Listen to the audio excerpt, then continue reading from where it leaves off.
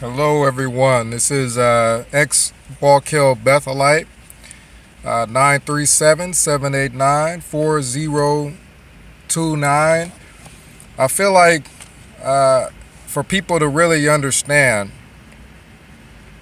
what I went through in my experience at Bethel, I have to detail the scenarios as they happen. And after having the meeting that I had with the two Bethel elders about them making cuts, Bethel making cuts, and me being among those cuts, I instantly got busy with trying to get the plan B together, trying to figure out, well, where do I go from here? I'm going to need a place to stay. I'm going to need to figure out who I'm going to call. I need to get my car together because I need to be able to drive to wherever it is we're going to have to stay. And then also I need to go ahead and start working on that resume and start sending those things out. So I was busy working on those things, and the situation with the brothers coming from the moving department, one of the issues with them not coming unannounced, completely unannounced. I was supposed to have a second meeting. I was supposed to get all that information together as far as what my plan B was and have a second meeting. I was not planning on people coming from the moving department a day later or 2 days later. So when those brothers came, you have to understand something about my particular situation. Morning worship that morning, we oftentimes morning worship, I wouldn't eat very much. We would have the kashi cereal. We would have quiche. I didn't like quiche very much, and nor did I really like kashi. So I didn't eat a whole lot at breakfast time. And lunch, during lunch after my assignment, I would use that lunchtime because I'm trying to figure out, okay, I still have my meetings, I still have my assignment, I still got a lot to do. I need to figure out where I'm going to find time because I still have my Bethel duties, everything. Not just work, but different watchman duties and all kinds of other things. While I'm trying to get this plan B together, I need to have time to do some planning and things. How am I going to come up with the plan B? Well, my lunch period, I'll use my lunch period. Instead of going to lunch, I'll come to my room for that period of time and get online, do some job hunting, sit down, think, figure out who can I call to try to figure out where I'm going to go, and things like that. So my plan was to use my lunch period to get that extra time to do those things. So when the brothers, keep in mind, haven't eaten very much at breakfast time. For me, breakfast, it was morning worship. I was going to hear morning worship. And, as far as the food aspect of breakfast, it wasn't my favorite, Lunch, use that for resume writing, sending out resumes, things of that sort.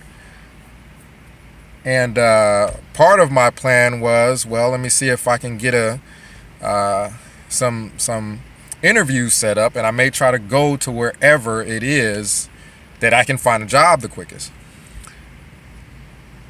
Needless to say, again, didn't have lunch either because I was using that for that particular task.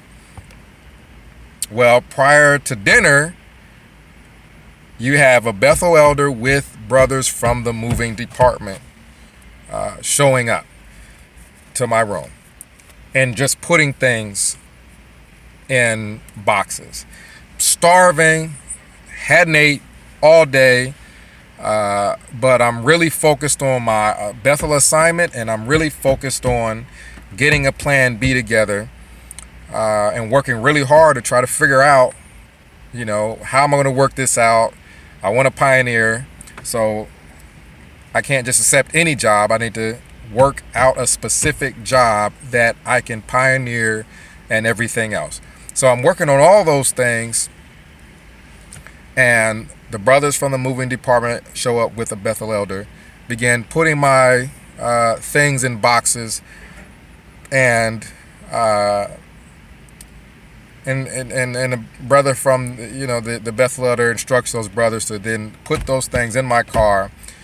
And the task set in front of me then, because keep in mind, I wasn't planning on leaving anywhere that day. That was the furthest thing from my mind, that I'd be getting in my car, leaving, going somewhere that specific day. So, I hadn't planned on any of all that stuff. So, of course, I go to the commissary to grab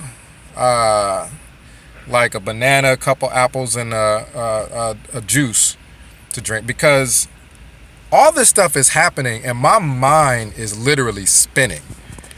My brain is spinning, and I hadn't eaten anything. So here I am in my car, boxes piled up. I was told I was going to have a second meeting. That didn't occur. In my car, starving, trying to figure out what's going on. Let me pull over, eat my fruit, have a sip of this fruit punch that I had gotten from the commissary. And all this stuff is going on, and I'm trying to figure all this stuff out. And I get a bill from Bethel for the 3 pieces of fruit and a fruit juice. This sort of thing, it kind of gets you in the mind frame of see yourself going through that. See yourself in a car, your stuff is in it. You're technically homeless at that point because you hadn't figured out where you're going to go yet. So you're just in your car with some fruit and a drink, trying to figure everything out. Let me know what you think about all this stuff. 937-789-4029. This is ex-Wallkill Bethelite signing out, leaving Bethel, forcibly. Hadn't ate all day, in the car.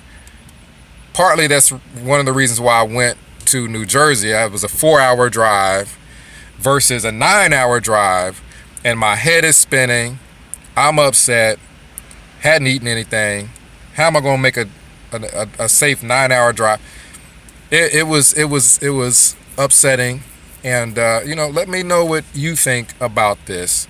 So I'm supposed to leave all of this this experience thinking that this is the one and only true organization, treating people like that. Ex-Wallkill Bethelite signing out again, 937-789-4029.